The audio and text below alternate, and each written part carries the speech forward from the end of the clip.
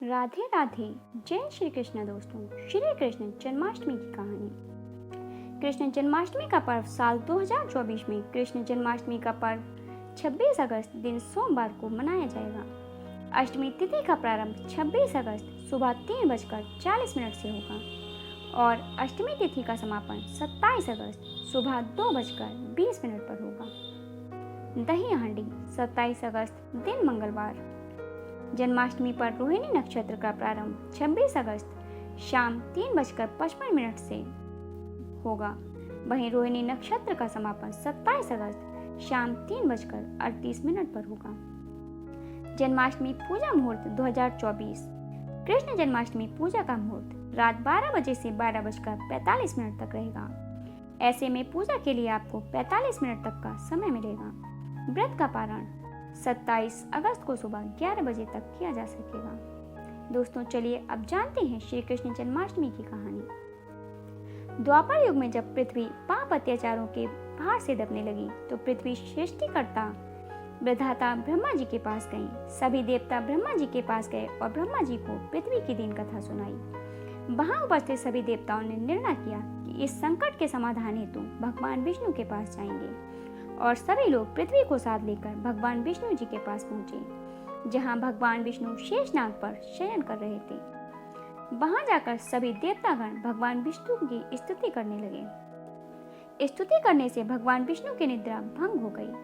तब भगवान विष्णु ने कहा, सबसे वहां आने का कारण पूछा। तब दीन रानी से पृथ्वी बोली, महाराज, संपूर्ण भूमंडल पाप और अत्याचार से घिर गया है और पृथ्वी अत्याचारों के भार में दबने लगी है, इसलिए कृपा करके इस संकट का निवारण करें। यह सुनकर भगवान बोले, मैं ब्रजमंडल में वासुदेव की भार्या कंस की बहन देवकी के गर्भ से जन्म लूंगा।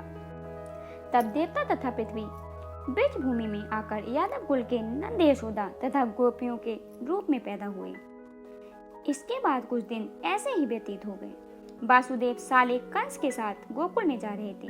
तभी अचानक भविष्यवाणी हुई, दुष्ट कंस, जिसको तू अपनी बहन समझकर अपने साथ लेकर जा रहा है, उसी के गर्भ से 8वां पुत्र होगा जो तेरी मृत्यु का कारण बनेगा। इतना सुनते ही कंस तलवार उठाकर देवकी को मारने के लिए दौड़ा। तब वासुदेव ने कहा, इस स्त्री का कोई कसूर नहीं है और बेकसूर स्त्री को मारना उचित नहीं है, इसलिए जब भी देवकी से पुत्र का जन्म होगा तो पैदा होते ही मैं आपको अपनी सब संतान दे दूंगा, तो आपको कौन मारेगा। कंस ने उनकी बात मान ली और वासुदेव तथा देवकी को ले जाकर जेल में बंद कर दिया। जब भी देवकी के पुत्र होता तो कंस उन्हें मार देता। देवकी के 7 पुत्र मारे जाने के बाद 8वें गर्भ की बात कंस को मालूम हुई। इस बात का पता चलते ही कंस ने देवकी और वासुदेव को विशेष कारागार में डलवाकर पहरा लगवा दिया। भाद्रपद माह की कृष्ण पक्ष की अष्टमी को रात के समय जब शंख गदा पद्मधारी भगवान श्री कृष्ण का जन्म हुआ तो प्रकाश फैल गया। लीलाधारी भगवान की यह लीला देखकर वासुदेव और देवकी उनके सामने हाथ जोड़कर खड़े हो गए। भगवान श्री कृष्ण ने जब अपना बाल स्वरूप लिया तब देवकी और वासुदेव के हाथों की हथकड़ियां टूटकर खुल गईं। दरवाजे अपने आप खुल गए और पहरेदार सोते हुए नजर आए। तब वासुदेव जी श्री कृष्ण जी को अपने साथ लेकर वहां से निकल गए। जब वासुदेव ने यमुना को पार करने के लिए अंदर प्रवेश किया तो यमुना का स्तर बढ़ने लगा।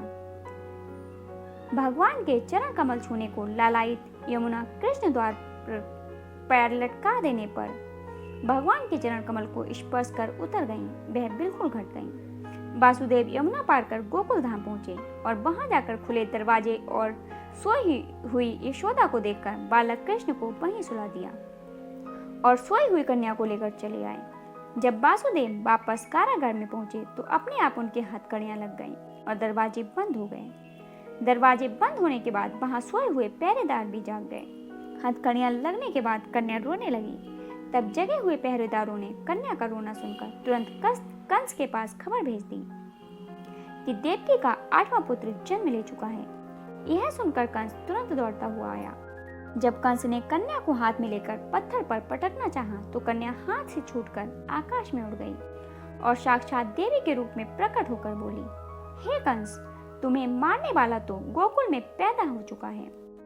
पापी कंस अब वही तुम्हारा वध करेगा। यही भगवान श्री कृष्ण में बड़े होकर अरकासुर और कंस जैसे क्रूर राक्षसों का वध कर पृथ्वी तथा भक्तजनों की रक्षा की।